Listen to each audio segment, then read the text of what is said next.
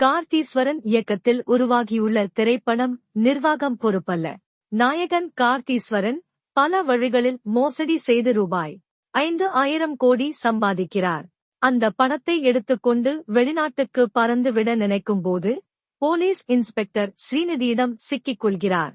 போலீசிடம் சிக்கிக் கொண்ட கார்த்தீஸ்வரன் தப்பித்தாரா? அவர் செய்த மோசடிகள் என்ன? அதை அவர் எப்படி சாமர்த்தியமாக செய்கிறார்? அவர் இப்படி செய்வதற்கு என்ன காரணம்? ஆகிய கேள்விகளுக்கான விடைதான் படத்தின் கதை. படத்தை இயக்கியிருக்கும் எஸ். கார்த்தீஸ்வரன் கதையின் நாயகனாகவும் நடித்திருக்கிறார்.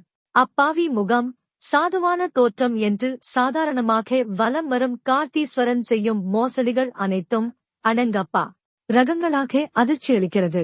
கதாபாத்திரத்தை உணர்ந்து நடித்திருக்கும் கார்த்தீஸ்வரன் பலவித கெட்டப்புகளில் தோன்றினாலும் அவற்றுக்கு பொருத்தமாக இல்லாதது சற்று வருத்தமளிக்கிறது. இருந்தாலும் ஒரு நடிகராக நடிப்பு, நடனம், காமெடி, ஆக்ஷன் என அனைத்தையும் சரியாக செய்திருக்கிறார். போலீஸ் இன்ஸ்பெக்டராக நடித்திருக்கும் ஸ்ரீநிதி கம்பீரமாகவும் கவர்ந்திழுக்கும் அழகோடும் பலம் வருகிறார்.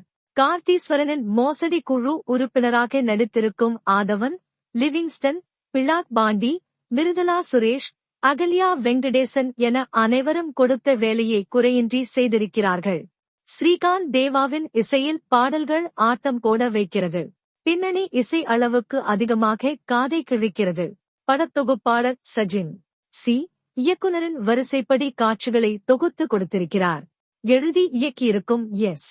கார்த்தீஸ்வரன் மிக குறைந்த விலையில் ஸ்மார்ட் போன் தருவதாக கூறி கார்ப்பரேட் நிறுவனம் மூலம் நடத்திய மோசடி முதல் தற்போது நடக்கும் ஆன்லைன் மோசடிகள் வரை அனைத்து விதமான மோசடிகளையும் அதிர்ச்சியளிக்கும் வகையில் காட்சிப்படுத்தியிருக்கிறார். பல வழிகளில் பலர் ஏமாற்றப்பட்டு வருவது தொடர்பாக செய்திகள் வெளியானாலும் மக்கள் ஏமாறுவதும் அவர்களை தொடர்ந்து ஏமாற்றுவதும் நடந்து கொண்டுதான் இருக்கிறது.